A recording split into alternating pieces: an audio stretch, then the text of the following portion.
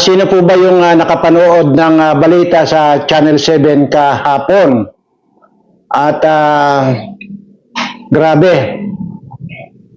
Kung inyo po siguro napanood yun ay ngayon siguro nanggigigil kayo. Dahil maliwanag na po na talagang pinapatay na kayo ng mga Pilipino.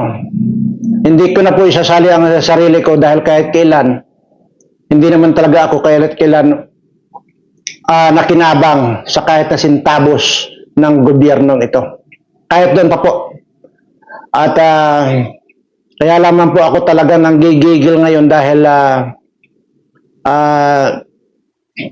po doon sa balita na yon na ginagawa na kayo talagang ginagawa na ang taong bayan ng administrasyon ito na mga patay gutom na at hindi lamang patay gutom, ginagawa pa nilang parang mga aso na lang itong mga kababayan nating mga Pilipino. Dahil po dyan sa balita na yan, sabi ko nga po, siguro naman po ay marami sa inyo yung nakapanood sa 24 oras kahapon na kung saan po ay nagtakda lang po ng gobyerno ng 64 pesos sa bawat isang tao sa nagastusin araw-araw. 64 lamang po sa maghapon na po yun, hindi yung sa isang kainan. Sa maghapon na po yun. Anyway, bago po natin ituloy yan ay siyempre hindi ko naman pwedeng kalimutan na ihatid ang aking mapagpalang pagbati sa lahat po ng aking mga subscribers, followers at mga viewers. At doon pa po sa mga hindi pa nakapag-subscribe at sana po ay subscribe nyo na po itong channel ko dahil hindi na ko na po kailangan ulit-ulitin pa dahil ay naantay ko lamang po yung certain numbers ng subscriber natin na maabot at gagawin ko na po yung dapat na gawin. Okay, at balikan na po natin yung daig pa sa hayop kung itrato kayo nitong gobyerno ito. Kayo na po ang mag-isip. Kung yung bang 64 pesos, 64 pesos na pagkain daw ng isang tao sa loob ng isang araw. Okay, yan po ang pag-usapan natin. Dahil sige, yung gulay-gulay na lang po natin ang pag-usapan. Pumunta po kayo sa karinderya, doon po sa karinderyang mga mumurahin na karinderya. Sa gulay-gulay na lang po ay, kung di ako nagkakamali, 35 o 40 na po ang isang order. Okay po, gulay lang po yan. Plus 10 pisong kanin. Di 50 na po yun. Ay hindi na po kayo makapag-soft drinks dahil 25 na po or 20 ang isang soft drinks. Wala na po, kulang na. Gulay lang po yun. At saka isang kanin. Isang kainan lang po yan. So paano mo pagkasyahin yung 64 pesos na sa loob ng isang araw? Talagang ginagawa kayong timawa nitong gobyernong ito. Yun lang po ang nakalaan at yun lang po ang computation nila na dapat lang daw ay 64 lang bawat isang tao ang gagastusin sa pagkain sa loob ng isang araw. Nakita nyo na mga kaibigan kung paano kayong bastusin ng gobyernong ito. Mamaya i-discuss natin kung ilang bilyon ang mga kinukulimbat itong mga animal na ito. Tapos titipirin ninyo yung mga tao at sasabihin nyo na ganun lang, 64 lang ang dapat nagastusin sa loob ng isang araw bawat isang tao. Ay isang kainan lang po yung kulang po isang kainan yun eh. Di po ba? Kahit na hindi ako kumakain na ng kanin, at puro talbos lang ang kinakain ko. Kung kukumputin po natin yan, Hindi po kakasya. Kahit na wag na kayong kumain ng kanin. Puro gulay na lang, bilhin nyo sa palengke. Hindi po kakasya yung isang araw, yung 64 pesos, isang araw. Kahit pagbalik-balik tarin mo ang kung paano budgetin yan. Sige. Magkano na ba ang itlog ngayon? Pwede rin po siguro. Magkano ba ang itlog ngayon? 10 piso, 15 pesos? Bibili ka ng mantika. Siyempre gagamit ka ng gasol. Doon sa isang itlog lang na yon. At saka yung kanin, halimbawa isang cup lang. Hindi po, kahit pasabi ko nga, hindi po talaga kakasya. Kaya ginagawa lang po kayong mga timawan itong gobyernong ito. Yun po ang napakasakit sa akin. Dahil wala sobrang nakakagalit ang nangyayari ngayon.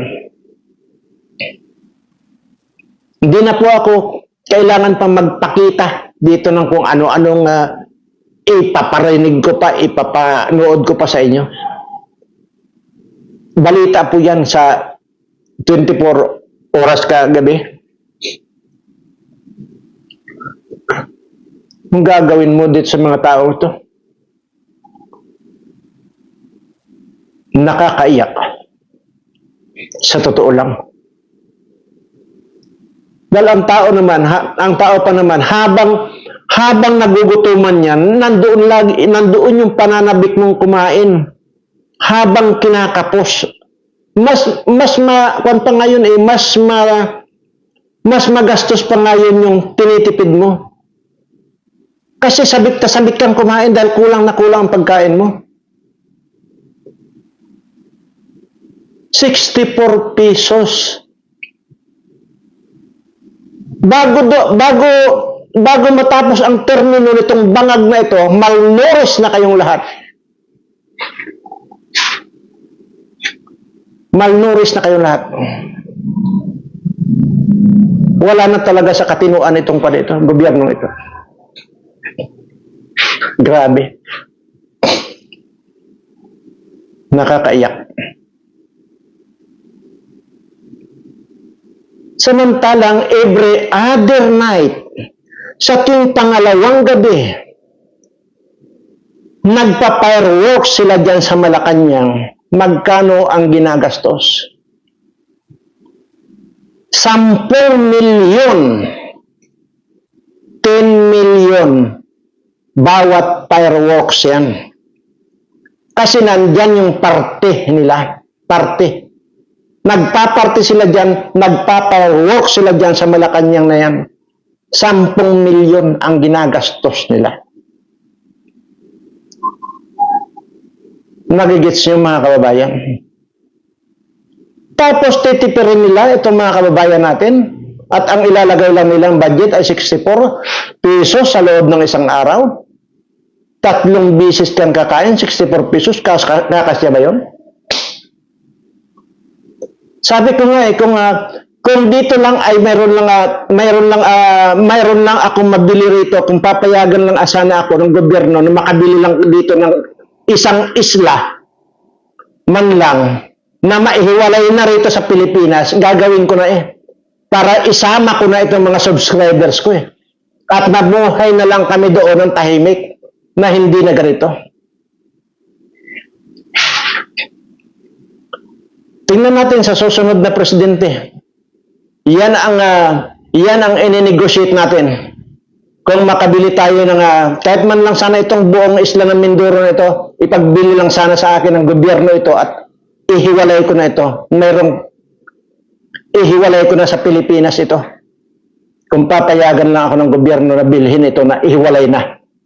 Gagawin ko na. Para dito ko na isama yung lahat ng mga subscribers ko. Nakakaiyak. Grabe. Tama pa ba yan? Sinabi ko na po sa inyo, 10 milyon po ang ginagastos sila every other night. Diyan sa mga party nila diyan sa Malacanang at saka itong pagpapafireworks nila. Tingnan nyo. Grabe. Tapos ganun, ang ilalaan ninyong budget sa mga tao.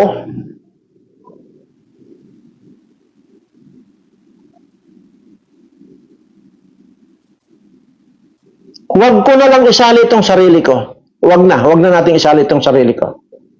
Ito na lang aso ko. Kulang na kulang yung 64 pesos na yung kung 64 lang ang pag-uusapan. 64 pesos. Kulang na kulang yun sa isang kainan ng aso ko. Hindi ko na isasali yung sarili ko. Dahil sabi ko, hindi na po ako kumakain ng kanin. Talagang mga talbos-talbos lang po ang kinakain. Totally, mga talbos lang po ang kinakain ko.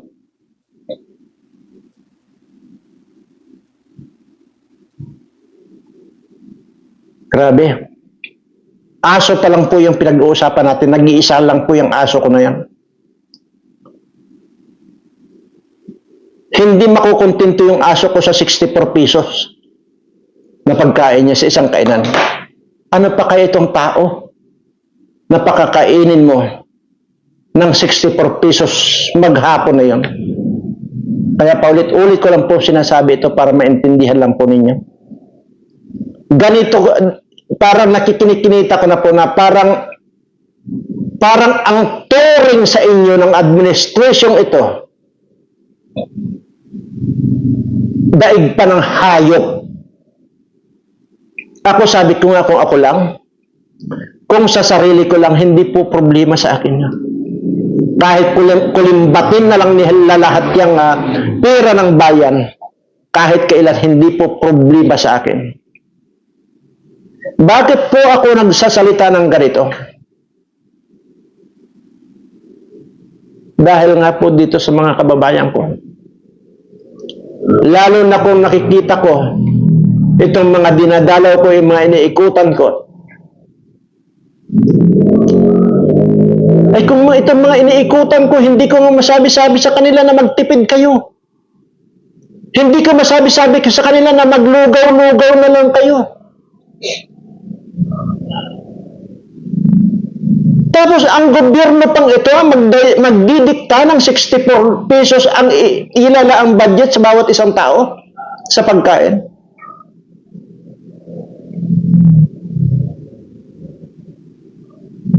Napakawalang puso ninyo. Ito mga kababayan, para lang po malaman ninyo. Habang ginaganon kayo na tinatrato kayong daig pa ng hayop, sila nagpapasasa sa bulto-bultong pera. Ito po ay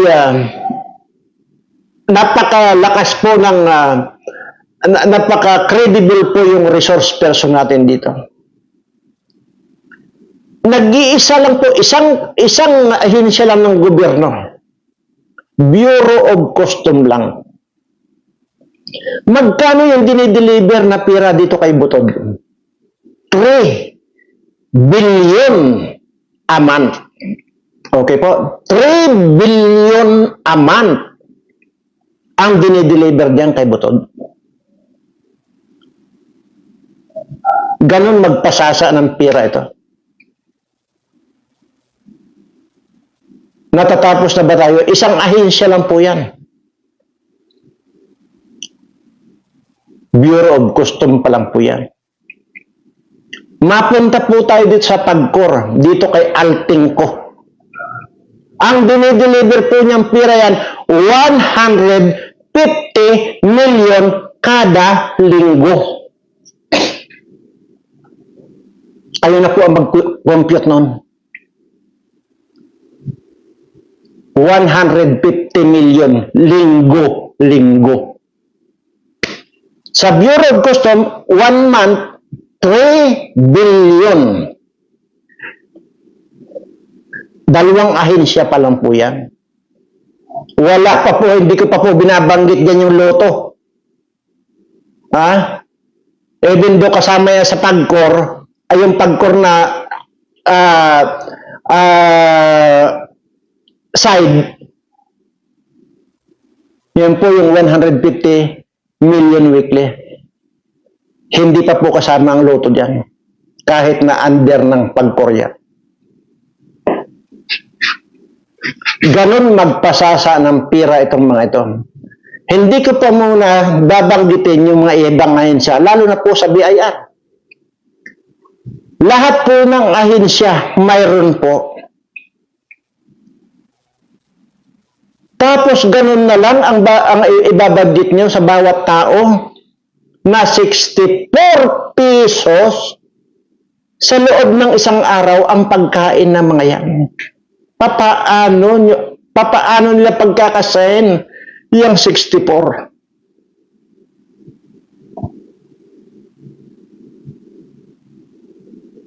Hindi nyo lang ginagawang mga animal, mga itong mga kababayan natin, kundi lahat na pagtatrato ninyo, lahat na ng trato nandiyan na sa inyo.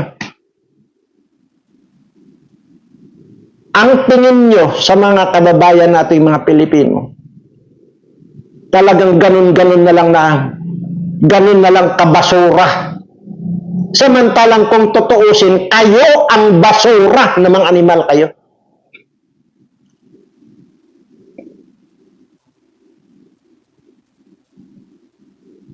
Kayo yung basura. Dahil kayo, magmula sa tatay mo, bangag. Hanggang ngayon nabansagan niya namang kayo ang pinaka-corrupt na presidente, yung tatay mo pa. Buong akala namin, i-redeem mo yung pangalang Marcos. Pero mas masahol ka pa pala dito sa ama mo. Grabe. Anong klaseng tao ka?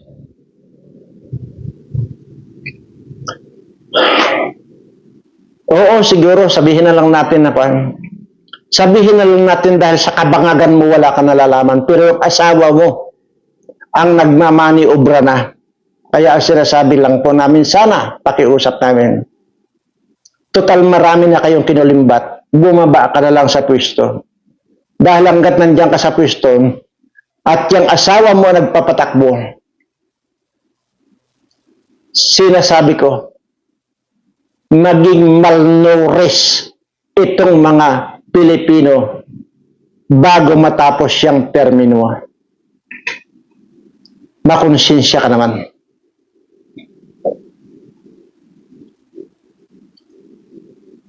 Ano nga po yun?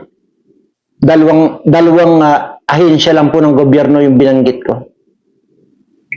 3 billion a month, Bureau of Custom, at 150 million kada linggo itong PAGCOR. Kayo ang nagtatamasa, kayo ang nagwawaldas ang pira ng bayan, tapos ang ilalaan yung budget, kanina pa paulit-ulit, hindi ko po titigilan ito. Paulit-ulit na lang ito, sinasabi ko talaga, na 64 pesos lang ang ibibigay niyong budget bawat isang tao. Napakawalang hiya ninyo. Sabi ko nga, kung ako lang po, wala akong problema. Kung tutuusin, hindi ko na po kailangan magsalita rito. Kung tutuusin, mananahimik po ako rito dahil wala po akong kailangan sa gobyerno kahit kailan. Kahit may ano pa, dumaan ang pandemic, lahat ng dito, ilang taon yan na inabot yung pandemic niya. Nagpaayuda kayo na nagpaayuda mula pa yan noon kay President Duterte. Alamin nyo rito sa barangay namin, sa munisipyo namin, kung nailista ba ako dyan sa mga ayuda na yan. Hindi po. Hindi po ako nagpalista at kahit kailan po hindi ako tumanggap ng kahit na isang sardinas na ayuda hanggang ngayon. Lahat po dito na pumupunta sa akin ng gobyerno na nagbibigay ng kung ano-anong mga ayuda na yan, lahat po yan ang sinasabi ko, ibigay nyo na lang sa mga nangangailangan. Huwag na ako. Huwag nyo na akong isama sa mga listahan ninyo. Nasa record po yan, recorded po yan na wala po ang pangalan ko sa kahit na nabigyan ng sardinas man lang. Kasi tinanggihan ko po yan. Ngayon, nagsasalita ba ako rito? Dahil dyan, apektado ako doon sa ibabudget ng gobyerno na 64 pesos. Kailanman po hindi ako apektado. Ang apektado po rito, itong mga Pilipino nating mga kababayan. Bakit nga ako nagsasalita? Hindi ko po kaya yung ganyan pang-iinsulto ninyo sa ating mga kababayan. Pang-iinsulto, panghahamak, at pang-aalipusta ang ginagawa nyo sa sambayan ng Pilipino. Mabuti kayo, limpak-limpak na pira ang dumarating sa inyo. Mabuti kayo, nandyan sa inyo yung lisensya, may lisensya kayo para magnakaw ng pira. Itong mga kababayan ko, wala namang mga lisensya ito para magnakaw. Pero, huwag kayong papakasiguro. Dahil pag ito ang umalsa, hindi na makatiis ng kagutuman itong mga ito. Huwag kayong pakakasiguro. Dahil baka kahit naharangin mo ng bala itong mga ito, hindi nyo na mahaharang yan.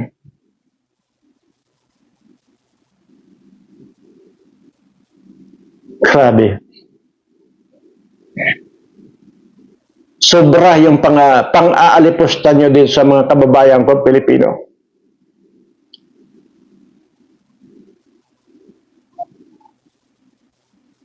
Maging ng manok, hindi kakasya ng 64 pesos. Tao pa kaya? Kayo kaya ang palamunin ko ng 64 pesos. Kaya ninyo? Ina ninyo. Saan kayo lumalamon? Sa mga class na mga restaurant. Yung isang upuan ninyo, kulang ang 5,000 bawat kain ninyo. Yan ang totoo. Bakit ko alam na kulang ang 5,000? Kasi dyan sa Okada, noong inisponsoran ka ng SMNI, lahat ng dumalo doon pinakain ng SMNI, pinakain ni Pastor Kibuloy, bawat isang tao, 5,000 ang ibinayad ni Pastor Kibuloy dyan sa para maipromote ka, para maiangat ka, para sumikat ka. Pero anong ginawa mo dito kay Pastor Kibuloy? Yan ang naging premyo ni Pastor Kibuloy, ang paraidorin mo.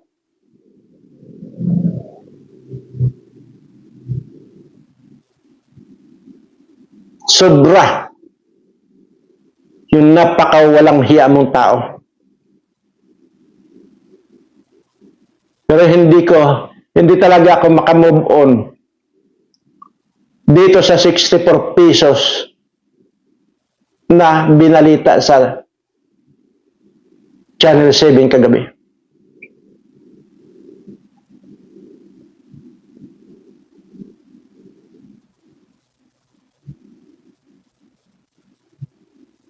Ni ako nga na personal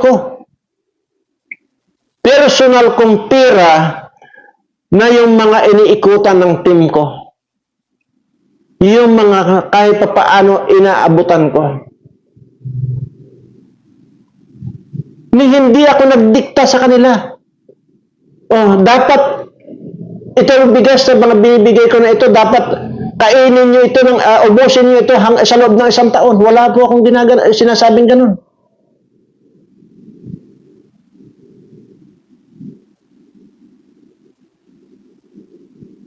Dahil alam ko po, yung kalagayan ng mahihirap. Dahil dyan po ako galing sa pagiging mahirap. Hindi pa lang po mahirap, kundi mahirap na mahirap. Dyan po ako galing. Kaya alam ko po yung damdamin ng isang mahirap. Kung tutuusin, ano bang kasalanan nito mga mahihirap nating mga kababayan? Ang kasalanan lang nila, yung pagiging mahirap nila. Yun lang ang kasalanan nila. Bakit nyo ginaganito? Napakademonyo ninyo mga putang ina nyo.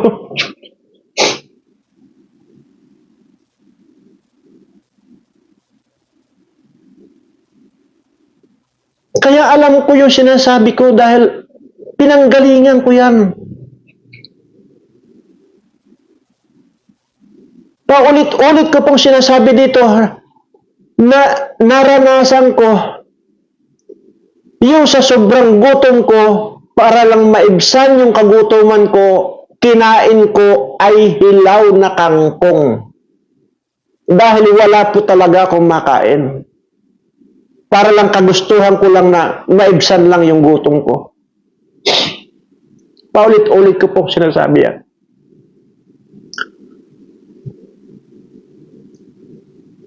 Napakahirap ang kalagayan ng mga mahihirap. Dahil sabi ko nga po, danas ko po yan. Gas po ang bituka ko. Dahil sa hindi lang madalas, permanenteng laging walang laman ang tiyan ko. Kaya gas ang bituka ko. Kaya alam ko po yung sinasabi ko. Palibhasa kayo. Lumaki kayo sa sagana dahil sa pagpangangawat ng mga magulang ninyo. Kaya hindi nyo naranasan yan. Tapos ngayon gagawin mo dito sa mga kababayan ko.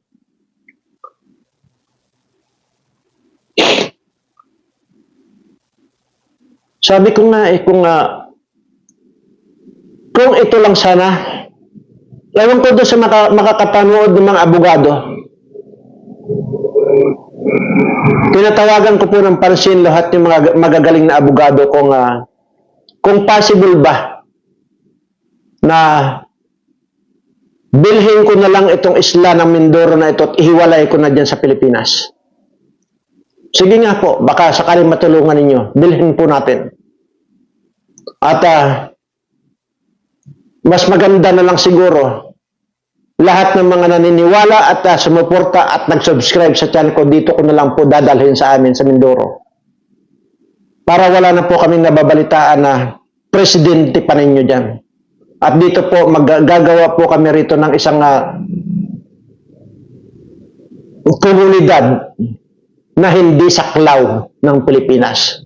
Na hindi kami kailanman sasaklawin.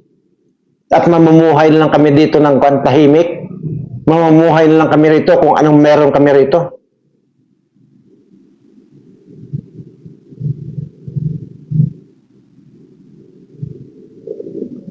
Kisa ganito, nakikita namin, ganito ang itatrato ninyo sa mga kababayan ninyo. Ganito ang itatrato ninyo dito sa mga kababayan kung walang talagang mahirap na mahirap. Napakaputang ina ninyo. Hayop kayo. Anyway, wala na po ako masabi pa. Pasensya na po kayo.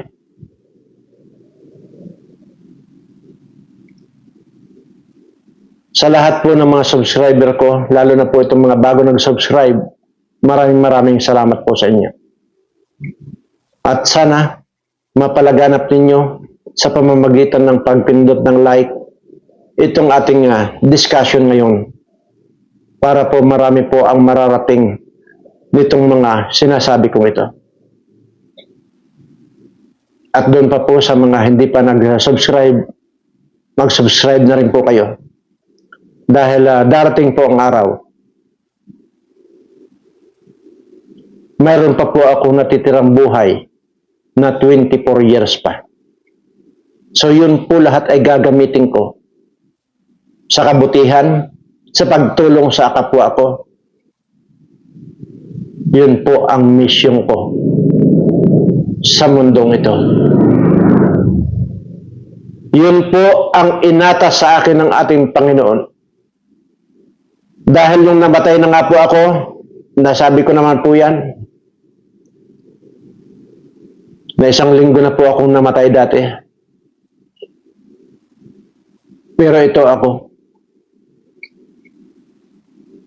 binuhay uli.